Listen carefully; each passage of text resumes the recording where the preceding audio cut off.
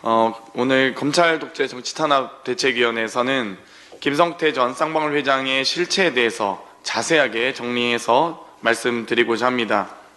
검찰은 김성태를 경기도가 시키는 대로 따랐던 순종적, 수동적 인물이라고 만들어내고 있습니다.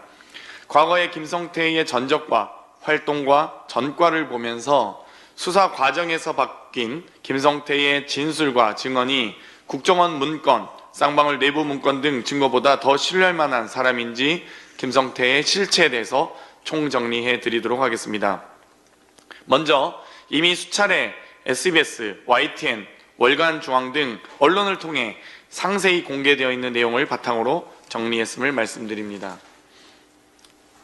첫 번째 피켓입니다. 이 월간중앙의 보도 내용인데요. 김성태는 전주 나이트팟 전주로 조폭의 뒷일을 챙겼던 건달 출신이라고 합니다.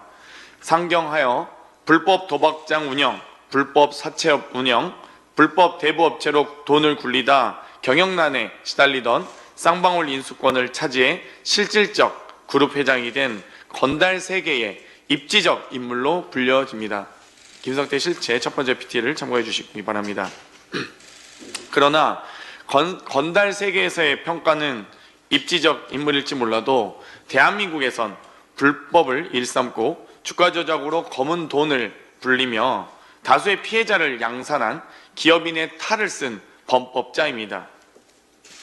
두 번째 PT는 TV조선의 보도 내용입니다. 2006년 김성태는 불법 도박장을 문어발식으로 개설해 돈을 벌기 시작합니다. 서울, 경기, 직영점 2곳을 비롯해 전주, 익산 등 가맹점 11곳을 유치했고 도박 개장과 음반, 비디오물 및 게임에 관한 법률 위반 혐의로 징역 8월에 집행유예 2년을 선고받았습니다. 세 번째 SBS 보도 내용입니다. 2007년에서 12년 사이에는 대부업 미등록 상태에서 서울 청담동에 사채 사무실을 차려놓고 도쿄에셋이라는 투자 컨설팅 회사로 둔갑해 뒤로는 고리로 막대한 재산을 착복합니다. 확인된 것만 5년간 50여 차례 318억 원을 빌려주고 20억 원의 부당이익을 취했지만 2017년 2월 대부업법 위반으로 겨우 벌금 1,500만 원을 선고받았습니다. 네 번째 PT는 마찬가지로 SBS 보도 내용입니다. 도쿄에스tet을 티그리스, 태평양 통상으로 바꾸며 기업 인수합병 작업을 대주던 김성태는 2010년 1월 대한전선이 가지고 있던 쌍방울의 제1주주 지분 40.86%를 200여억 원에 인수해 경영권을 확보합니다. 이는 또 다른 범죄의 시작이었습니다. 다섯 번째는 YTN 보도 내용입니다.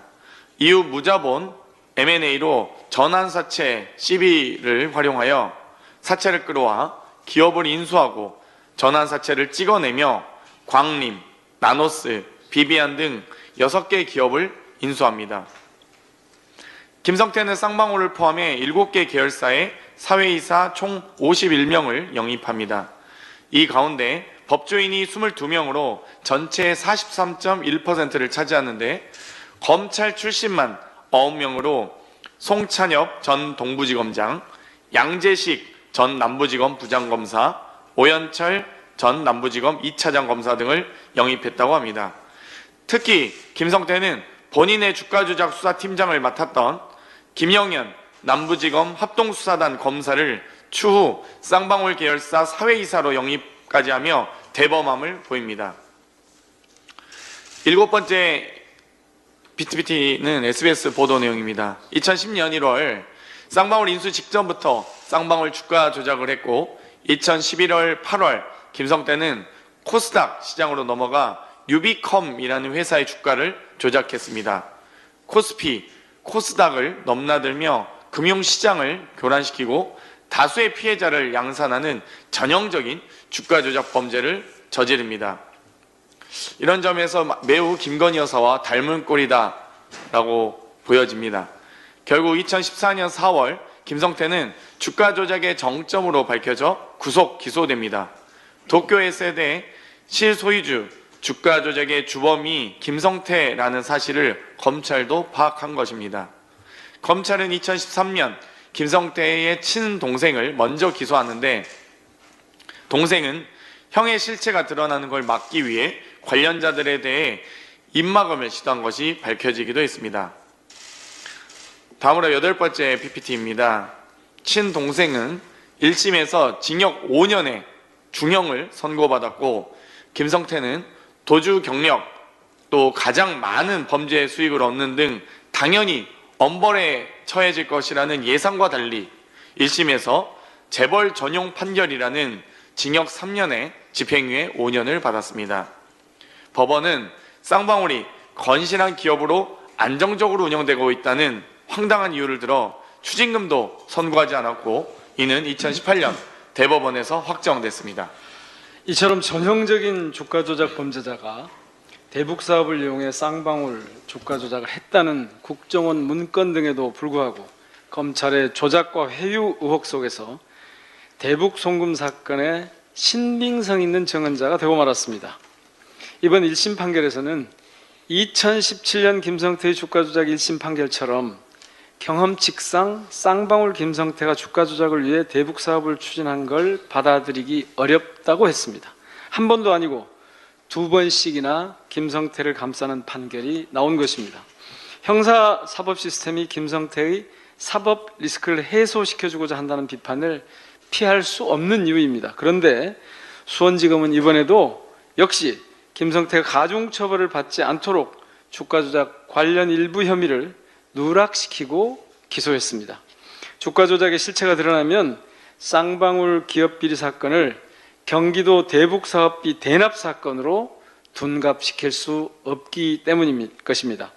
특히 김성태는 검찰의 봐주기 기소, 법조 카르텔이 낳은 괴물에 불과합니다. 김성태의 스토리를 종합해보면 김건희 여사와 닮은 점을 쉽게 찾을 수 있습니다. 주가 조작 혐의에 연루됐다는 점, 검사를 가깝게 두려워한 점, 검찰의 봐주기 기소 수사 의혹의 정점에 있다는 점 등입니다.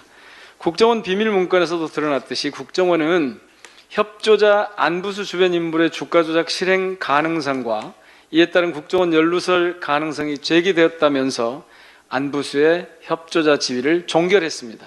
검찰이 계속해서 대북사업 관련 쌍방울 김성태의 주가 조작 실체를 외면한다면 지금까지 굴려온 조작, 회유 등 의혹의 눈덩이가 도리어 검찰을 집어삼키고야 말 것임을 강력하게 경고합니다. 국민 여러분과 언론인 여러분께서는 신뢰할 수 있는 사람과 증거를 봐주시길 요청드립니다. 2024년 6월 10일 검찰 독재 정치 탄압 대책위원회 이상입니다.